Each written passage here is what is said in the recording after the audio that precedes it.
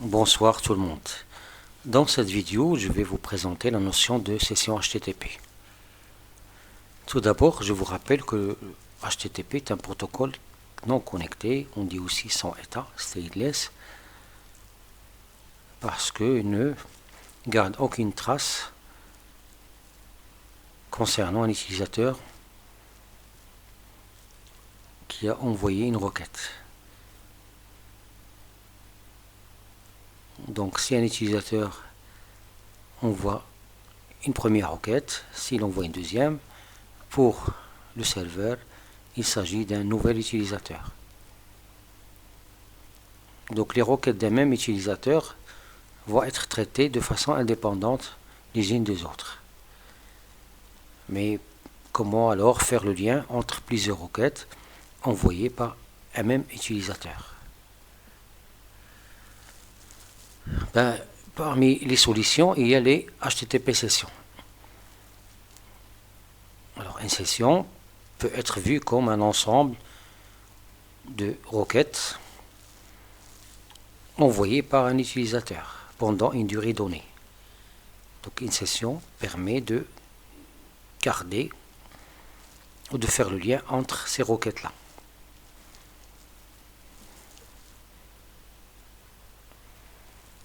Généralement, quand un utilisateur va visiter, envoyer la première ou bien envoyer sa première requête à un site, le serveur, ici dans notre cas c'est Tomcat, va créer, puisque nous sommes dans Java, un objet HTTP session pour cet utilisateur et il va attribuer un identifiant à cet objet-là. Donc, une session, dans notre cas, ça va être un objet. Cet identifiant va être envoyé à l'utilisateur dans la réponse de Tomcat. Et après, chaque requête qui va être envoyée par l'utilisateur, il va être accompagné de cet identifiant-là. Et comme ça, Tomcat pourra retrouver facilement la session associée à cet utilisateur. Donc, une session est créée au niveau du serveur et avec un identifiant. Donc, si on a un autre navigateur, c'est-à-dire notre client, quand il va se connecter, Tomcat va lui créer une session avec un identifiant. Et toutes les requêtes qui proviennent du client vont être accompagnées de son identifiant. Comme ça, Tomcat pourra chercher donc la session, bien l'endroit réservé pour ce client-là. Donc c'est une façon de faire le lien entre les différentes requêtes qui proviennent d'un même client.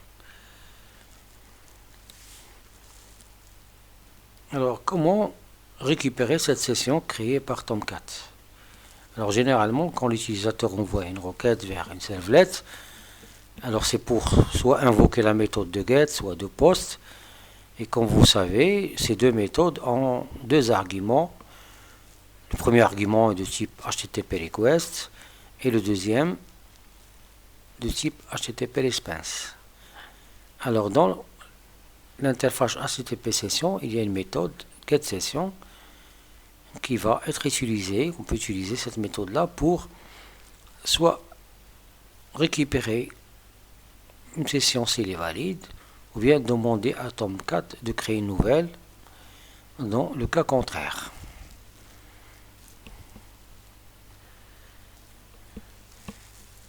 Alors, chaque utilisateur pourra utiliser cette session, la session qui lui est associée, pour soit stocker des données, soit chercher des données déjà stockées. Alors, une session fonctionne comme une map. Donc, on va stocker des objets à l'aide des clés et on va chercher des objets à l'aide des clés.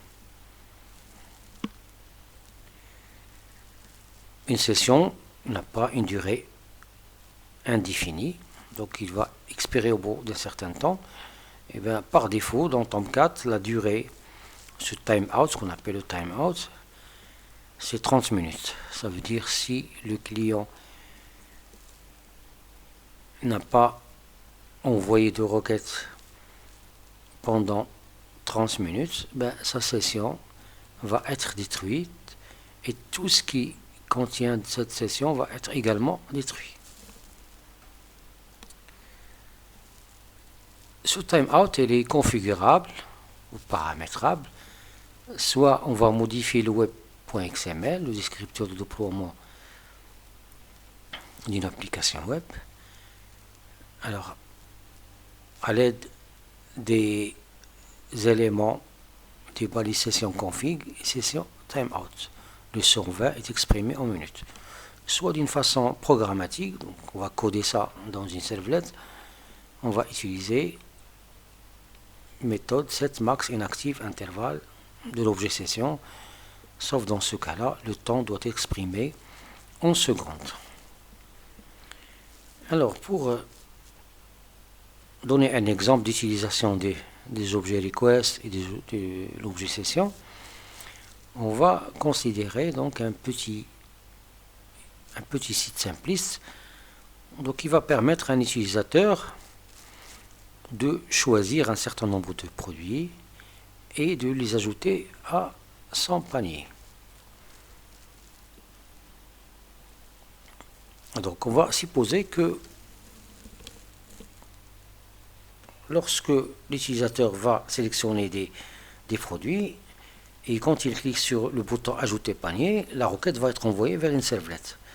Alors lors de la première requête, la servlet va lui créer un panier, par exemple un tableau array list.